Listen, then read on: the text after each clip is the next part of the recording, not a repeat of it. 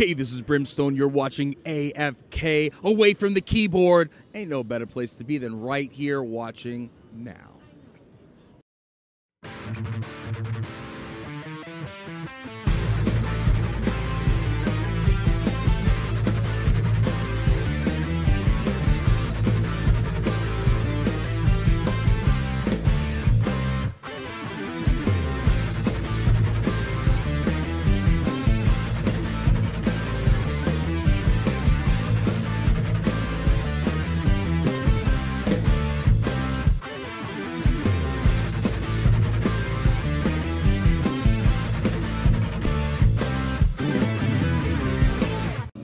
Paulsen. Thank you. Dan Gilvezan. Woo! And Hal Rayle. Yay! Hello and welcome. All right, so if you can't find a seat, there are some over in this area. Come on in, you guys. And don't forget, you might want to scoot towards the middle of the rows to make some more room for the other folks who are waiting to come on in. That's right. There's a huge line outside, apparently. I guess what we should do, I presume since we have, a reasonably small but clearly interested crowd, we should, I guess, it's the best thing to do. Were you going to moderate or just ask us questions or have questions from the audience or what? we can go ahead and talk a little, go down the line a little bit about. Let's give our resumes. Our respective, our respective Transformers resumes. Well, the truth is, all my resumes. Well, I was born in Detroit. No, not that far.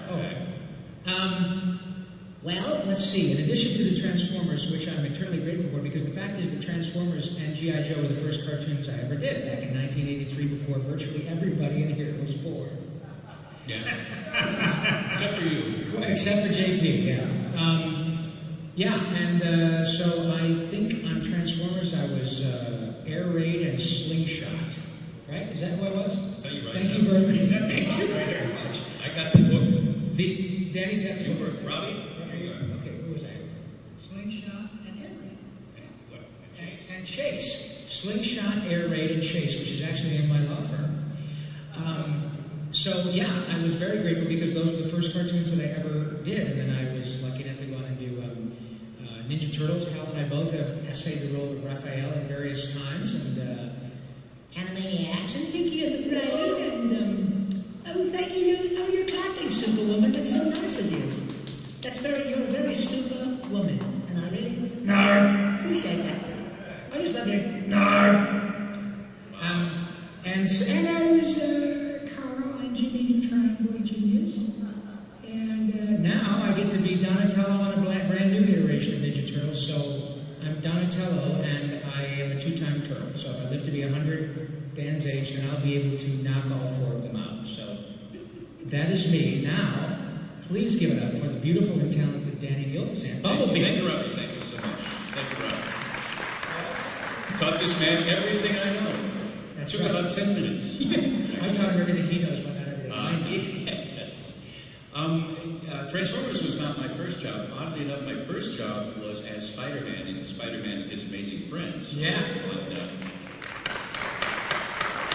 Chicks dig that one. Yeah, and that was that was kind of an amazing experience because I had never done animation, and obviously I got the lead in the show, and I was just scared stiff. Well, you primarily played that action actor. Well, yeah, I mean, I had done a lot of acting on stage, and I did and still do TV and stuff, but I had never done animation. And if we have time later, I'll tell you the story about what happened then. But then we got into all of these toy shows, and the Transformers came after that. We did G.I. Joe. Yeah. Most of us who did Transformers also did parts on G.I. Joe. They were Hasbro shows. Yeah, exactly. Yeah, but I did Bumblebee, and I did a couple of other characters, Outback, the Australian Outback, and a fire engine named something, and another vehicle named something, and another vehicle named something else. But Bumblebee was my main one, and that was the one I'm mostly known for. And then I went on to do other things as well. Hal and I did a show called Spiral Zone together. I did Pound Puppies for Hanna-Barbera. That was fun. And actually, did you do an episode of The New Jetsons? matter of fact, in the Jetsons, I played. Well, there was a Jetsons movie in which I played Sky Rocker, who was Judy's boyfriend. I played a boyfriend of hers Did on you? one of the episodes. Yes, she did. Any port in the storm, Judy is what they call Judy it. Jetson was a real slut. Yeah. Just so you know. Yeah. That's the inside You scoop. know that. Yeah. But that was fun because that's a show I watched as a kid. And they went, Well, you want to yeah, be anytime. And I got to be, there was a second iteration of Johnny Quest in the mid-'80s in which I got to be Haji. And so I grew up watching that show on ABC in the 60s, right? Yeah, 60s, yeah, 70s. yeah. And the original Johnny Quest was Tim Matheson. Did you know that? No. Yeah. I So now that you know that. Yeah, so it's really interesting. We got to work, and Rob and both Rob and Hal know that we got to work with people that we had watched and listened to. I mean, really the greats of voiceover, Dawes Butler and Mel Blanc. Don Messick, rest his heart. Frank Welker. Frank is still with us, Yeah. as far as we know. Day's not over yet. It's true. So that's pretty much my story. I did a lot of other animation, and if you want to find out about it, go on IMDb and look at it yourself. I can't remember, frankly. I was very heavily sedated at that time. So I'd like to turn now the dais over. This is the dais, is it not? It's the dais or the nidus later. Thank you. I'm going to turn the nidus over to our good friend, Hal Rayle. Rayle. Hello.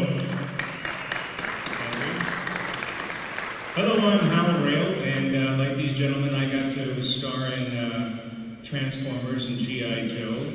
First thing I ever did, interestingly enough, was they brought me in to play Sheik Ali on G.I. Joe, Really? and I did the voice of Hachi for that.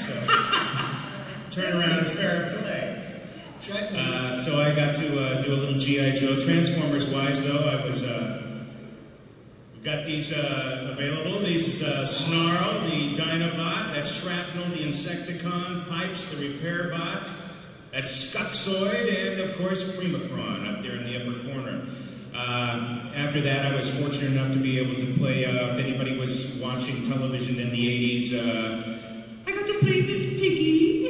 Hello, kissy kissy. And, Got it so great, thank you very much.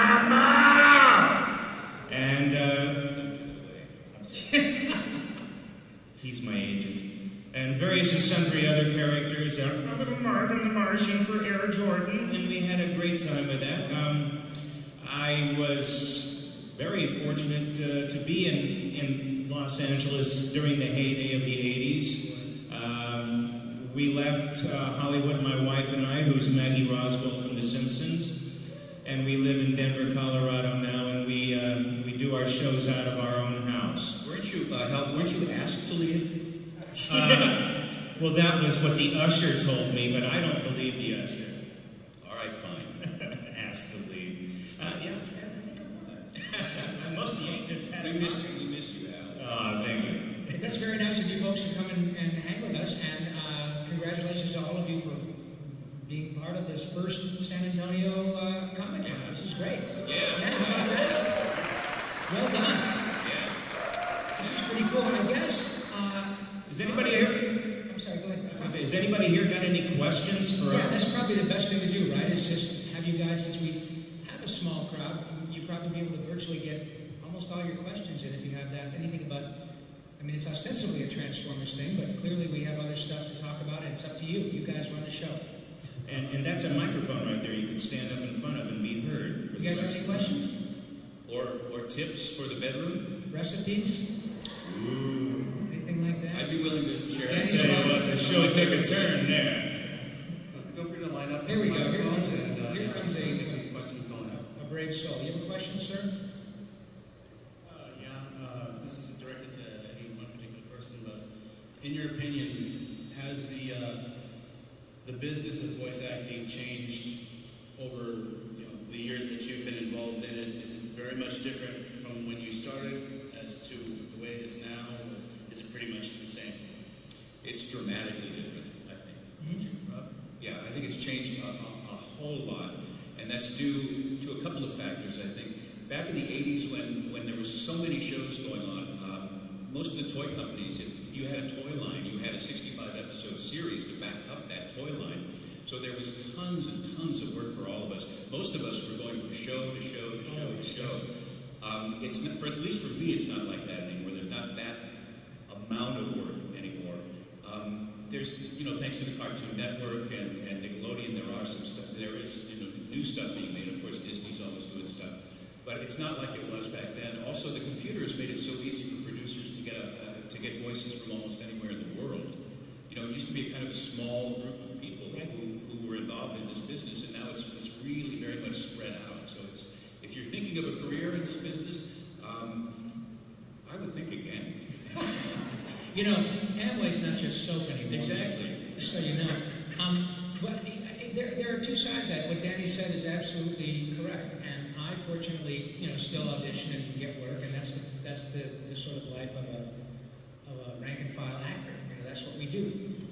But then you have people like Hal and Maggie who have managed to, who said, we want to go live in Colorado, and they've managed to, and Al can explain more about that, but they're very well-known performers who have managed to work and live in Colorado.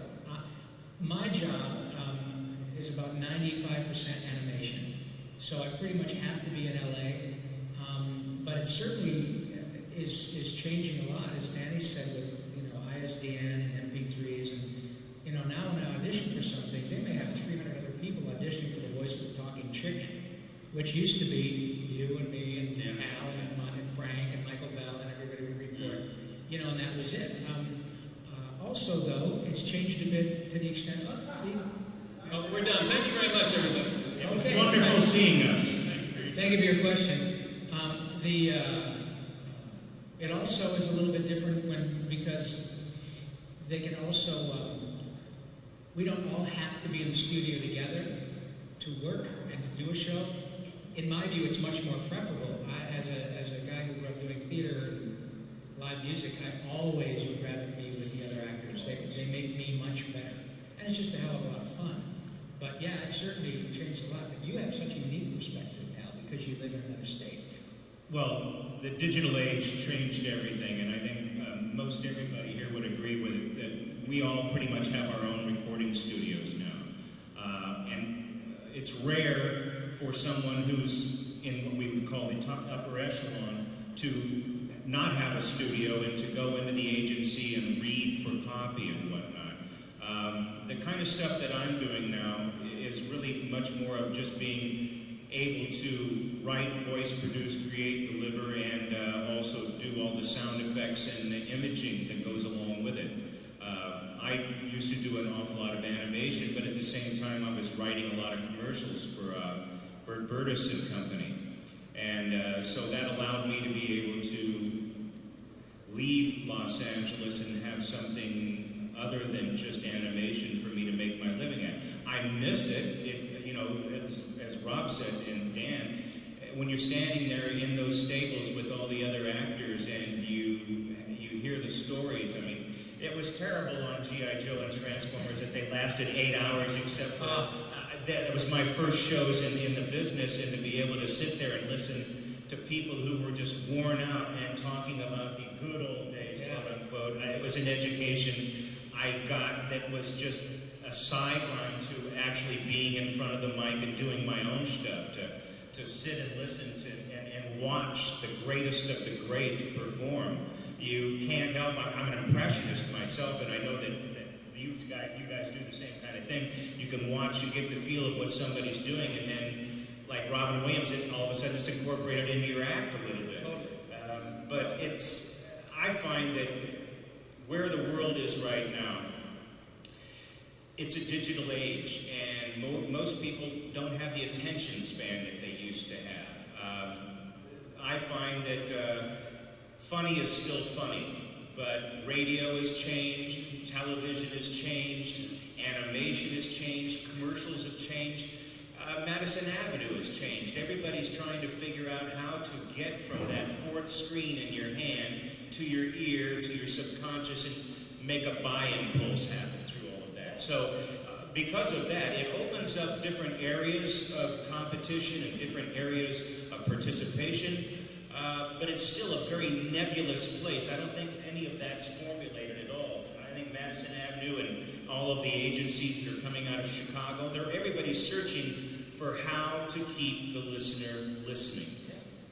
You brought up this, you made me remember what it was like in the old days when there was a room full of us. Oh, yeah. And you're talking about a room full of actors, comedians, stand-up people, just plain bullshitters, school cut-ups. These sessions were insane, and I missed that. Not that long ago, I did part of a DVD for Warner Brothers. I don't remember what it is, some superhero thing. And there were 4 of us out of a cast of like 26. And so the session was like, okay, let's move to page 61. All right, Rob, you say your, and Rob would say his like, okay, now we'll move on to 121. And there was no flow, there was no fun. And I mean, it's still nice money, but I really miss the days when we were all in that room together. And speaking of that, I'm going to do a little plug. This is called a sales segue. It's called a shameless plug. This is standing by. They're standing by. Not for this, but yeah. You can get one of those hoses that crinkle up and then they get real big. Yeah? Yeah. I wrote a book called Bumblebee and Me, which is about my experience doing the Transformers, what the sessions were like, and how it went. There are pictures for those of you who don't read. And we have these, I have them for sale down at our booth, and you might want to pick it up if you're a fan. Definitely check it out. Also, this is a novel that I wrote, and talking to Hal, I read this novel. In a way, you have to reinvent yourself in this business. Absolutely right. You have to reinvent yourself. So I began writing not that long ago. This book is called Drowned in the Grenadine, and the story is a novel. It's fictionalized, but it's based on my experiences as an actor in Hollywood. If any of you are considering a career in show business, read this. And then decide. And then make your decision. So anyway, that's the end of my plug. Danny's absolutely right. And you should totally check them out. Yeah, you should. Yeah. Because where did you go, sir? What is your name, by the way? Tim?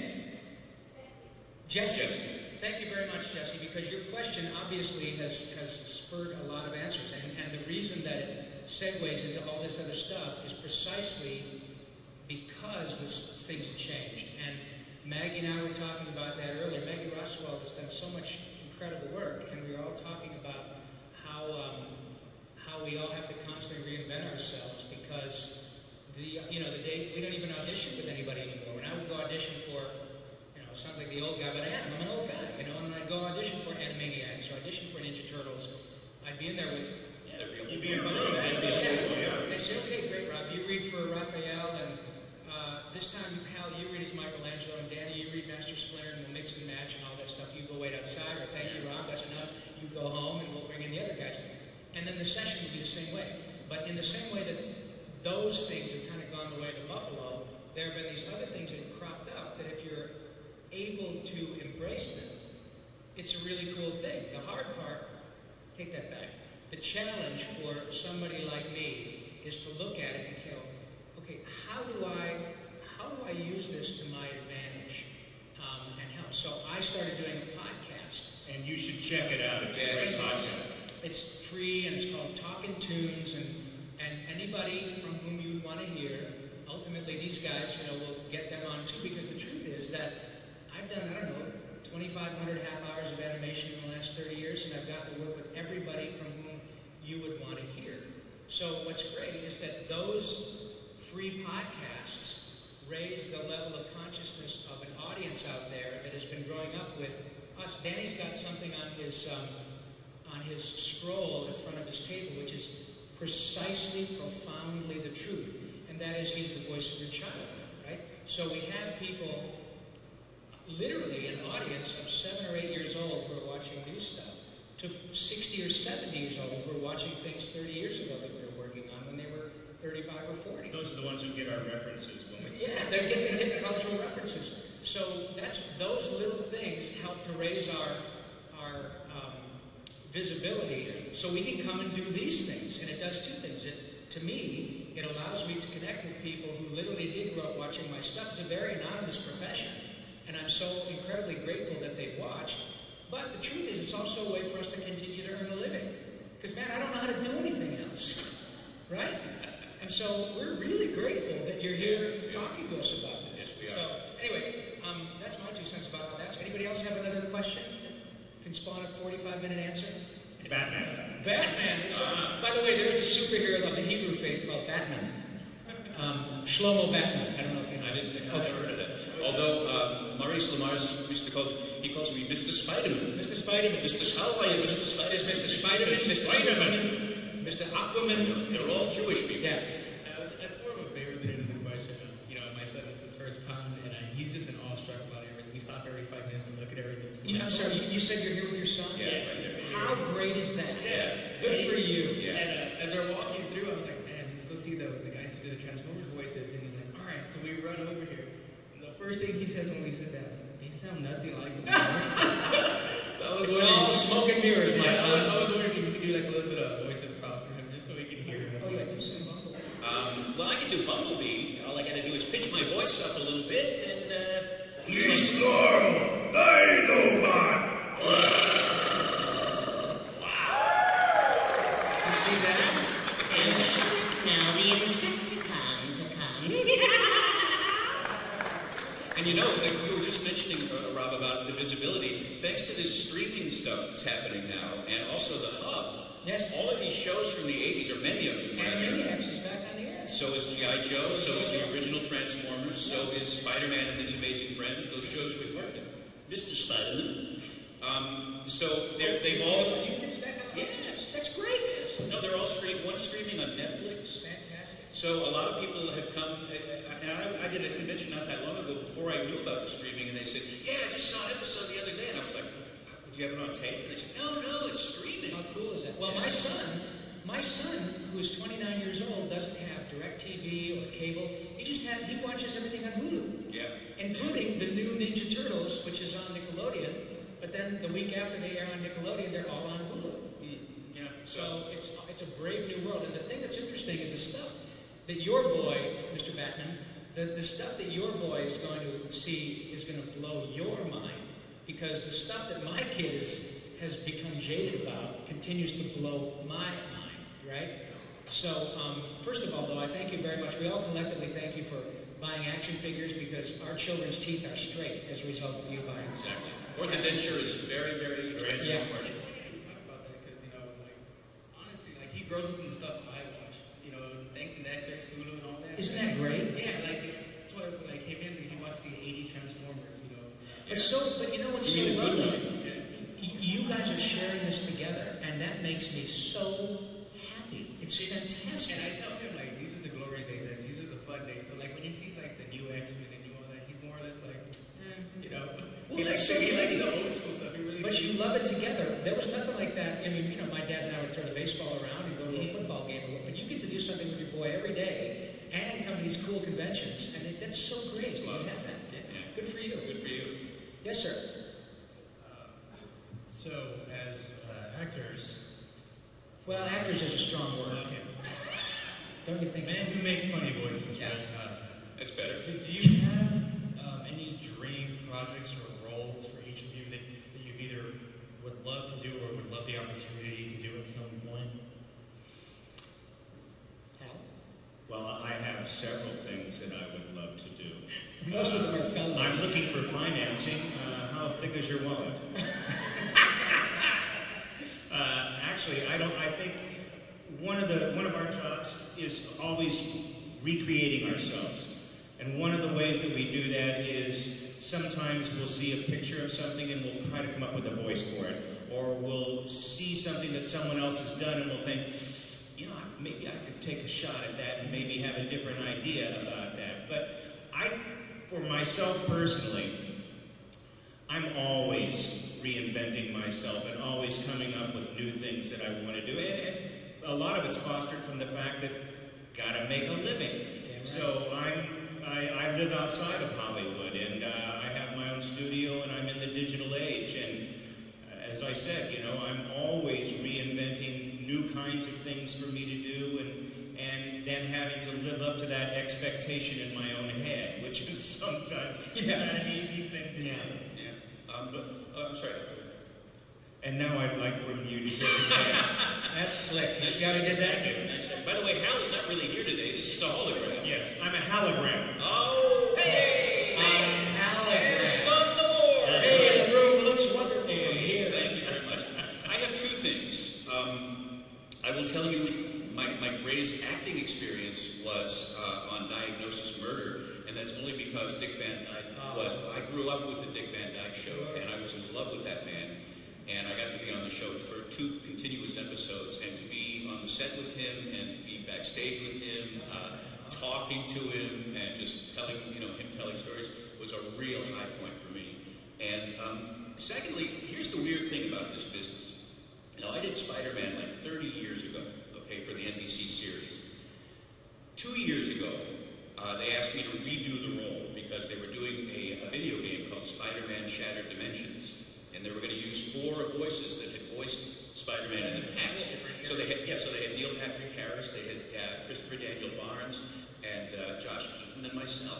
So here I am now, 30 years later, revisiting a character that I hadn't done for that amount of time. And that's part of the delight of this business. You never know what's coming around the next corner. And that's part of the fun, and it's also part of the scary part of it, because there may be nothing around the next corner. Exactly right. So, which is why you have to invent something. Yeah, which is exactly. You really have to be a sort of a self-motivated person to work in this business. And so those are my 2 things. I don't really have any aspirations as far as playing something, but those are my two instances where I thought it was interesting that I got to work with my idol, and then after 30 years. I thought I finally had a grip on the character. Yeah. Well, Paul Newman, God bless him, Paul Newman, before he died, he said he really didn't think he got it as an actor until he was 70. He really figured he started to get it, and then he thought, okay, Road to Perdition was pretty good, I'm like, Paul Newman, for God's sake. So it's not something, and the first is that for those of you who are actors out there and may have a question, what do you do when it gets tough? Well, you give yourself about 30 seconds to feel sorry for yourself, and then remember that nobody ever shoved a gun in your mouth to be an actor, right? So this is on us, good and bad. But in my case, I had a similar situation with Danny with respect to that, because I got to be Raphael in the original Ninja Turtles 25 years ago, and then for some incredibly amazing reason, I'm now another Ninja Turtle. And nobody cares that my hair is white. It just so happens that silver goes well with my purple bandana. But it is an incredible thrill to be able to do that and not be limited by being an average-looking, middle-aged white guy. There are a million of us with SAG cards. I wouldn't say you were average-looking. I think you're rather attractive. They were very quiet in that Let's hear it for Rob's beauty, everybody. Oil of Olay, twice a day. Grab the one next to us. Oh, wait, there I am. Okay. Thank you very much. But that's very sweet.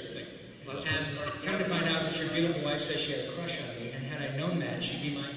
She's hating this now. Oh, she's hating this. That you're saying that. Darn it. She's right there. But I say, she's out of your league, but she's miles out of my league. See, when you said that, I thought you meant that you were way up here. No. You meant you were way down here. I'm way down here between planaria and spore mold. I see. But, yeah, so it is great to be able to not be limited and encumbered by your physicality when you get to do, like Danny said, you revisit these characters. And I did, now, Raphael in the new show is Sean Astin, who you guys all know from Lord of the Rings and Rudy and all the other great work that he's done in the Goonies. But I did 2 series with his father, which was cool for me because his father is old enough to be my father. And I did 2 series with John Astin, and so I got to go to work with frickin' Gomez. Yeah. So it's the coolest gig in the world. And on my podcast last year, I had June Foray. She's 96 years old. I met her when she was 70. And the coolest thing for me was I'd say, Miss Foray, would you please just close your eyes? Or if I close my eyes, just say, Hokey Smoke Bullwinkle as Rocky. Are you kidding me? She's still got it. She's still, yeah. It's the greatest thing in the world. So, yeah, that's... Robbie, let me ask you a technical question, and then we'll get back to your questions. I don't want to hog the microphone, but is there a difference between your past turtle and your present turtle now? No, seriously. Are you hard to express it differently? Yeah, actually there is. The truth is, voice-wise, there's probably not a whole lot of different placement, but yeah, the intention is completely different because Donatello is the sort of brain to the bunch. But what's cool about the new show is that Donatello also has a crush, an unrequited love affair with April O'Neil, because in the show that Hal and I worked on, April was sort of our big sister. Yeah. But now April is a contemporary, and Donnie has a crush on her, and that is a whole new dimension to the show, which I love. And the cool thing is that the little girl who is playing April O'Neil is Mae Whitman, who wasn't even born when we did the first batch of Ninja Turtles, and whose mother we've all worked with hundreds of times. It's so really a lovely. She's now on Parenthood.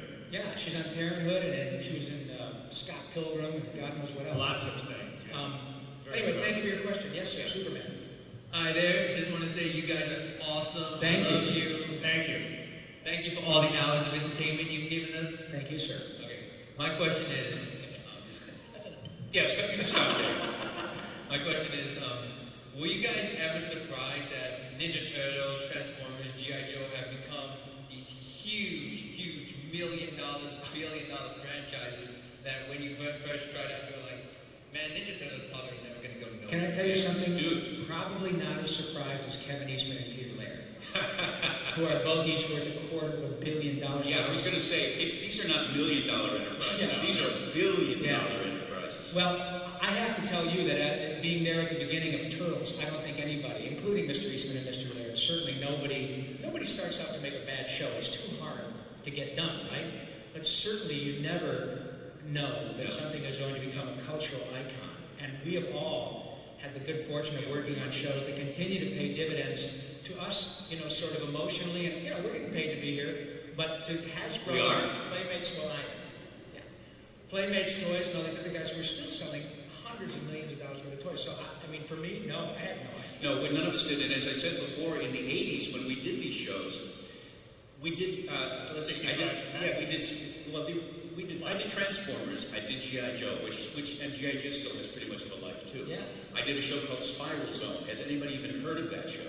Okay, a few people. I did a show called Dino Riders. Has anybody heard of that show? Right. Okay, more. So you guys weren't even born when those shows were I did a show called Sectars. Does anybody remember that? Just a few. So out of sex cars? Not sex cars.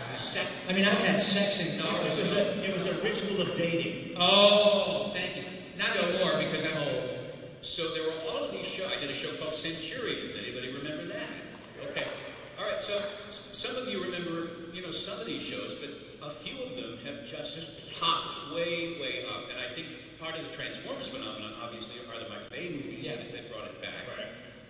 And the Turtles have always been like super popular. They've always been pretty much Turtles have always been around, but nothing like, I could argue, and I think the numbers would bear it out. I mean, the iterations that have been done between the original and what's on now were, around, and you'd sell a few action figures, but the new Ninja Turtles is freaking huge again. It's enormous. And I think that it was, Viacom did a very smart thing by buying a franchise for a relatively small amount of money that they knew had an enormous audience who had grown up. Right. And guess what? If these people want to, buy toys for themselves and for their kids, let's start making the new ones. Yeah. It's a great idea. But all the shows that Danny mentioned, we've all been lucky enough to work on shows that have given us a paycheck, but not all of them end up being Transformers and The Simpsons.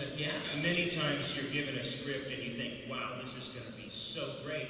Exactly. And then you see what's been done and you kind of go, oh, that was a great script. Yeah.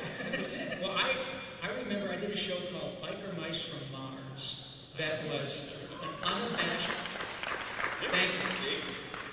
It was my wife's favorite show because I got to be a character that sounded like Clint Eastwood. Trust me, this is as good as it gets, ladies. Go ahead, make me gay. Wait, no. Anyway, the thing about that was and even the producers said, it was about 3 mice instead of 4 turtles who ate hot dogs instead of pizza, and they rode motorcycles instead of being in the turtle van, right? And they were like, dude, if this makes 1/10 as much money as Ninja Turtles, we're all going to be worth $20 billion, right? And it, I guess, did okay, but clearly there are benchmarks set. Ninja Turtles, Biker Mice. Let's see what happens, I hate to do this because Rob's on such a good roll. Oh, I'm sorry. I'll shut up now. We have to take one more question, and then we're going to close this out. Mr. Rayle, you've answered this because I've been rambling. So you go ahead and get the next one. No, that's okay. I don't even know what the question is. Thanks. You probably left me with a hard question. So after this last question, we're also going to do a raffle for 2 prizes. You guys got raffle tickets. And cool. Pick out your random. Look, Mrs. Batman is here. All right. Hi, my name is Gianna, and I wanted to know what your favorite cartoons are. Janet, you have the sweetest voice. Doesn't she? Well, actually, I actually up there with my husband and we're videotaping. Well, thank you. So, the AFK show, it's online. Oh, good. Oh, good for you. Good for you. Mr. Rose, So the question was, what are our favorite current? Yeah, your current favorite shows? cartoons that you like to watch. Or watch with kids or grandkids or whatever. Well, I'm an old timer. Okay. I love Johnny Quest. I love the stuff that I grew up on. Plus, I love the Ninja Turtles, the Transformers, G.I. Joe. It's interesting because when I was doing the shows that I did, a lot of times I never got to see them. Exactly. And then, you know, now with the resurgence of where things are going and with streaming and that, I'm actually seeing some shows that I've done for the first time. So, as far as favorites go, I just love cartoons. I love every aspect of cartoons. I can't say that I have definitive favorites. Of course, anything that I was in is among my favorites. But I have to say that all the stuff that they're doing now, anything that's got an ounce of sweetness in it, I love. Because I think the world needs sweetness. But I also like sour, so there we go. And also, your incredibly lovely and talented wife. How many Simpsons episodes? She's been on the show for 26 years. How about that? Yeah. That's awesome. Maggie, stand up and take a bow. Why don't you? Ladies and gentlemen, Maggie Roswell. Maggie Roswell, right?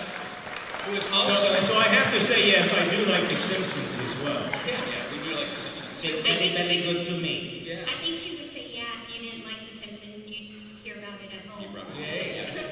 I still like The Simpsons too, but I really like the show that follows it usually on Fox called The Burger Show, Bob's Burgers. I think it's a really well done show, a really funny show. The voices are great, I think. So I enjoy watching that show. I am like Hal. I grew up watching Looney Tunes and Rocky and Bullwinkle. I am really grateful now. I've kind of revisited, as a result of the Hub and Hulu and stuff, I've kind of watched Animaniacs and Pinky and the Brain again. Those were, pardon me, great. Yeah, you guys did a great job. And I was very grateful to be. We were very cognizant of how good they were, doing no small part to Mr. Spielberg's participation. And now, 20 years later, you see the genius of a guy like that. Because those shows, like Rocky and Bullwinkle and the Looney Tunes, were written on several levels to not condescend to the audience.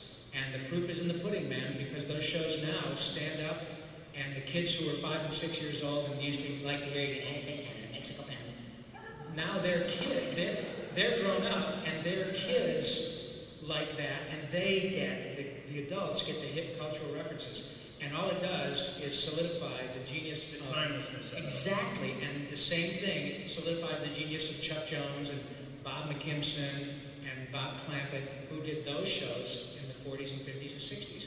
They were written to not condescend to the audience, and they still hold up. So that's what I like, and we are all incredibly grateful to have been a part of them, but I think mostly grateful that you guys have paid attention, and thank you so much for that. Yeah. Well, thank you very much, and we appreciate you guys, and hopefully y'all are going to have as much fun as we do this weekend. Thank you. Thank you.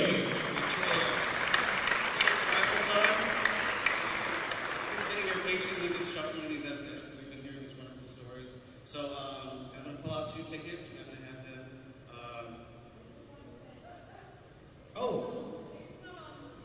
Maggie Roswell needs to Maggie Roswell.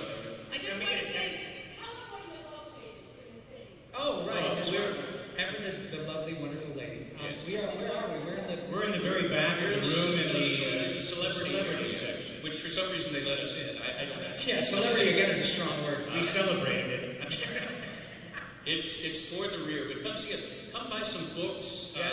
Talk to us. I'll sell you his books. Exactly. Rob will actually probably dance for you. I will.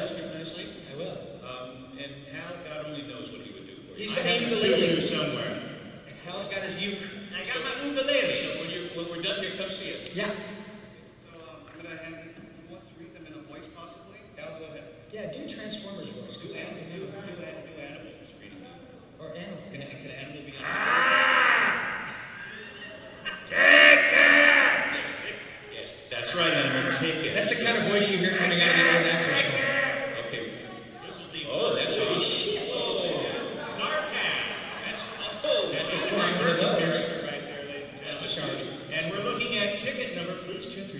now. 482-981. Dude! Yes. There you go. 482-981. Come on down. That's great. Holy smoke! I bet you get $50 for that on eBay. At least. Hal will sign it. Doesn't matter. Just tell him it's somebody else. Yeah. Good for you. Way to go, sweetie. Look at that, man. These are We have a Halo toy from Halo 4. Oh. Wow, it's nice. Yes. Halo 4. What's the character? Does it say?